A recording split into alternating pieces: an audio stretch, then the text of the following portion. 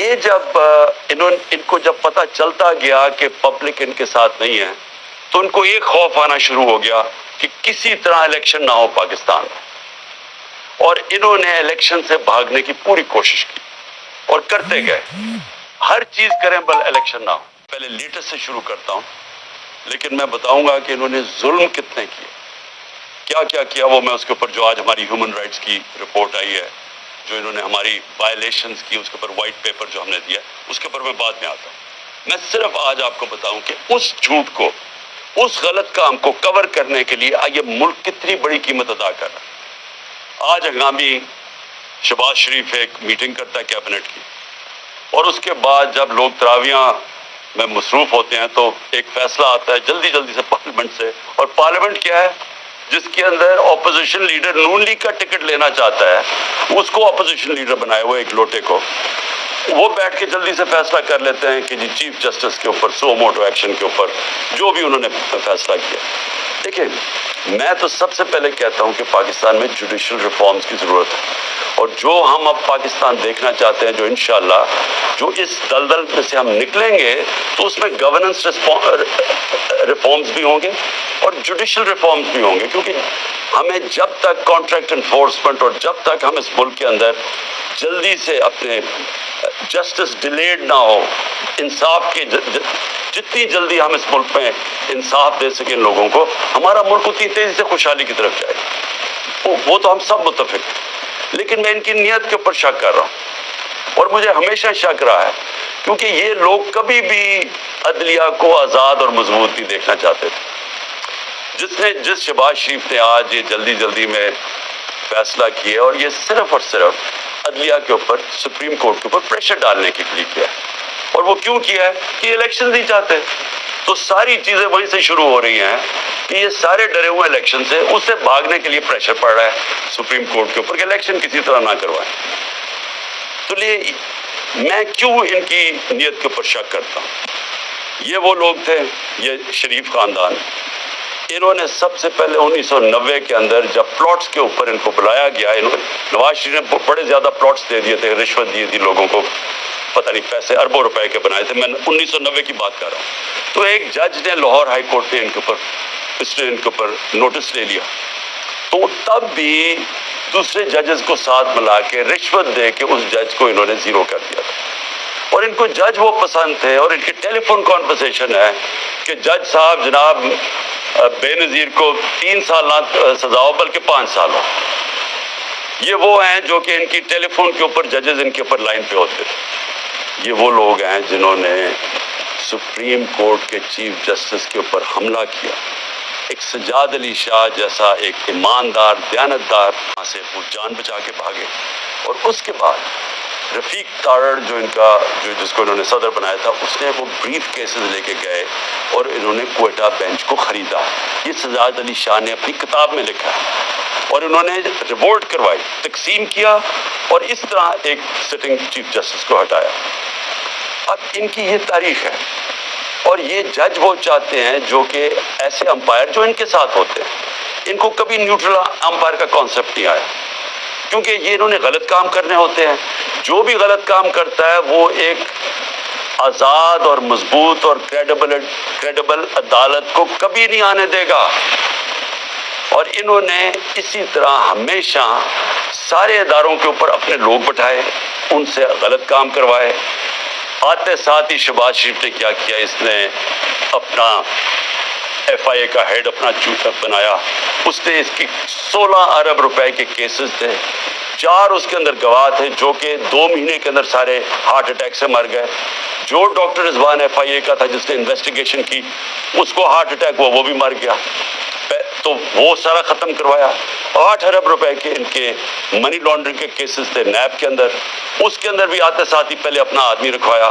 اور اپنا جو انہوں نے آدمی نیب کا ہیڈ لگوایا، اس نے بھی آخر میں استعفیٰ دے دیا کہ میں نہیں ان کے لیے کام کرتا، یہ غلط کام کرواتے۔ دونوں اداروں کی کریڈیبلٹی ختم کی، نہ ایف آئی اے کی کوئی کریڈیبلٹی رہ گئی، نہ نیب کی۔ وہ 2 ادارے رہ گئے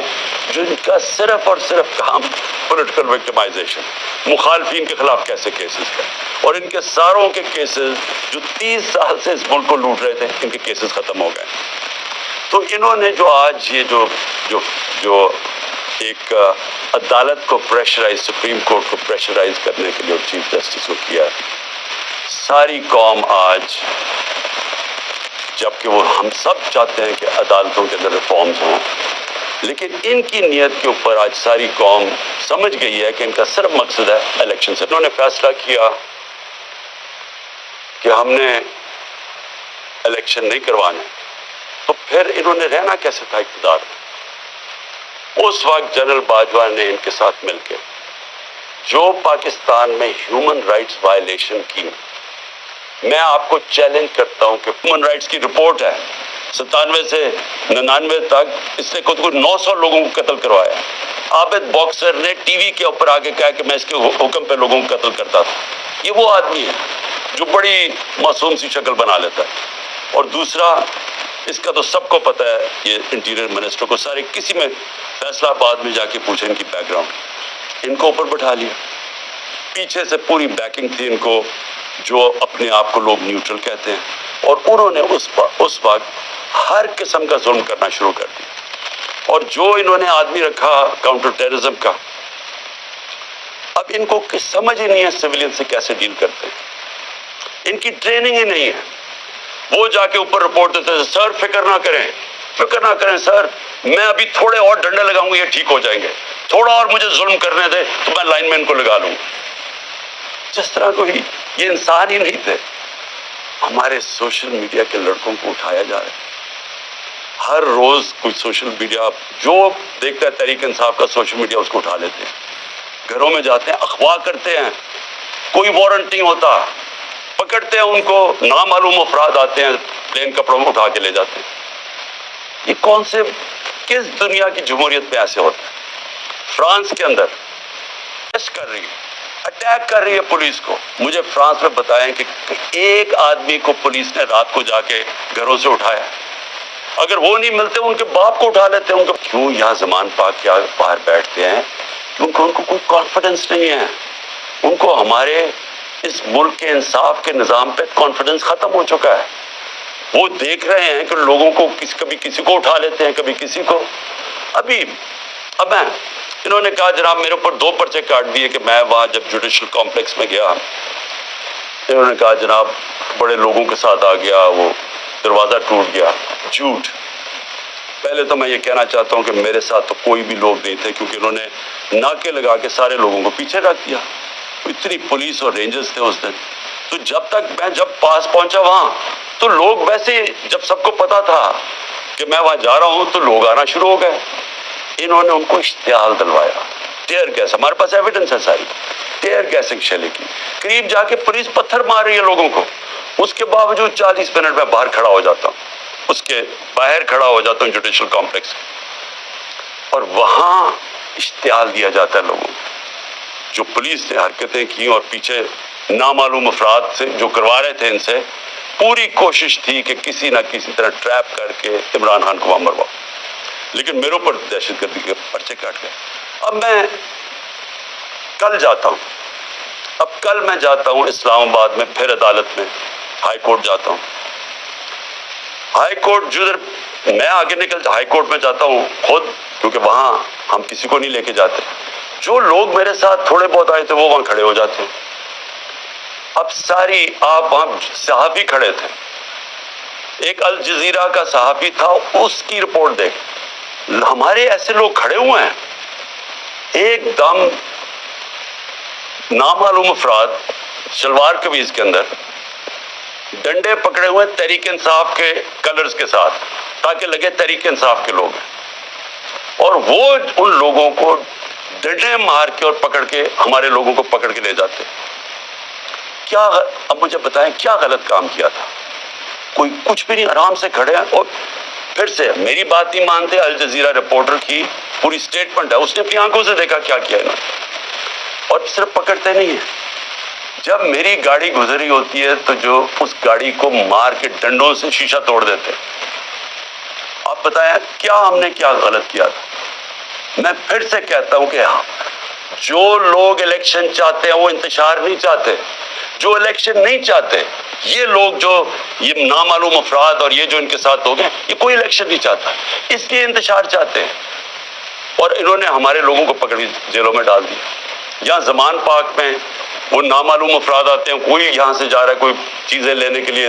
وہاں سے پکڑ کے ان کو جیل میں ڈال دیتے ہیں اور وہاں جا کے تشدد کرتے ہیں۔ جو لوگوں کو انہوں نے جیلوں میں ڈالا، میں وہ نوجوانوں کو ملا 30-40 چھٹ کے آئے، جو انہوں نے کہانیاں سنائی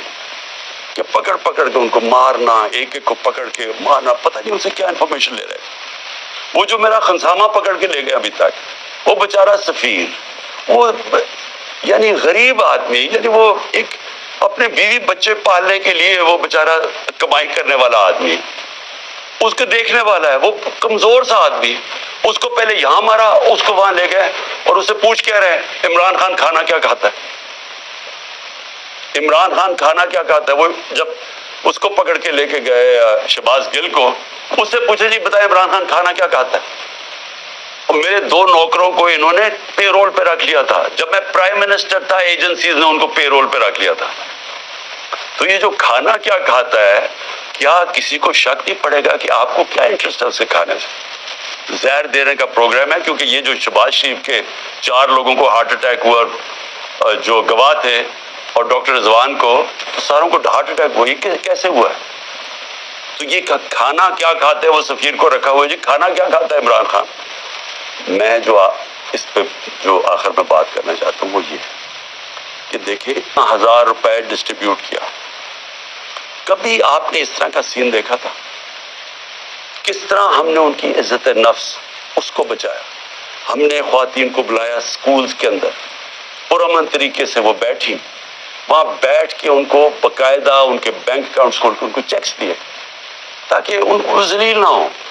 سڑکوں کے اوپر لائنیں میل میل کی لائنیں نہ لگے، یہ اس طرح آٹے کی بوری اٹھاتے ہوتا نقصان نہ ہو، انجریز نہ ہو، زخمی نہ ہو۔ ہم نے اس لیے کوشش کی کہ ان کی عزت بھی محفوظ رہے اور ان کو جو ضرورت تھی کہ یہ صرف اور صرف چیپ پبلسٹی کے لیے، اس سے زیادہ ان کو کوئی فکر نہیں ہے معاشرے کی۔ دوسری بات یہ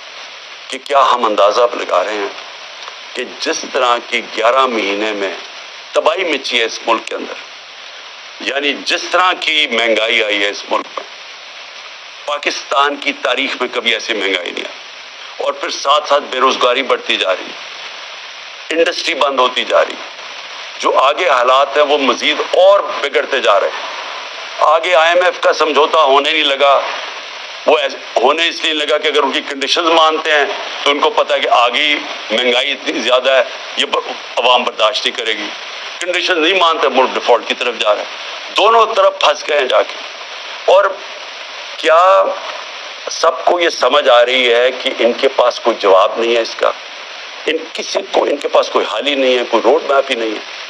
اور یہ مزید جو معاملہ بگڑے گا، اور یہ جو لوگوں کے جو ہمارا عام کم از کم 10 کروڑ پاکستانی ہیں جن کی اس وقت زندگیاں مشکل میں پڑتی جا رہی ہیں، جو سب سے نچلا طبقہ ہے، تو کیا اندازہ ہے کہ یہ کیسے گزارا ہوگا، آگے کیا ہمارے پاس راستہ کیا ہے اس سے نکلنے کا؟ تو میں اس لیے آخر میں اپنی ساری قوم کو کہتا ہوں کہ دیکھیں ایسا وقت ہے کہ ہم سب کو اپنی آواز بلند کرنی ہے۔ میں کبھی اپنی قوم کو نہیں کہوں گا کہ آپ نے کسی قسم کا تصادم کرنا، لیکن اس وقت آپ نے اپنی آواز بلند کرنی ہے۔ جو ظلم ہو رہا ہے، یہ جو لوگوں کو اٹھا رہے ہیں، اس کے لیے میں اپنے وکلا کو کہتا ہوں کہ اگر وکیلوں کو اٹھا رہے ہیں، ان کو کام نہیں کرنے دے رہے، میرے جو وکیل ہیں ان کے اوپر پریشر ڈالا ہوا ہے، اگر وکیل کام نہیں کر سکتے، اور پھر میڈیا کو میں کہہ رہا ہوں کہ سوشل میڈیا یا میڈیا سے جو کیا ہے، جو انہوں نے ارشد شریف اور ان سب لوگوں سے کیا ہے، اگر میڈیا والے لوگ اپنا کام نہیں کر سکتے، اگر میڈیا ہاؤسز جس طرح بول کو بند کر دیتے جب ہماری عمران خان کی کوریج نہیں آئی، تو کیا فرق پڑتا، سوشل میڈیا پہ آ جاتی ہے۔ لیکن آپ میڈیا ہاؤسز کے اوپر یہ جو فریڈم آف ایکسپریشن کے اوپر کر رہے ہیں، کیوں نہیں ہے کہ میڈیا اور جرنلسٹ اس کے اوپر اپنی آواز کیوں نہیں بلند کر رہے؟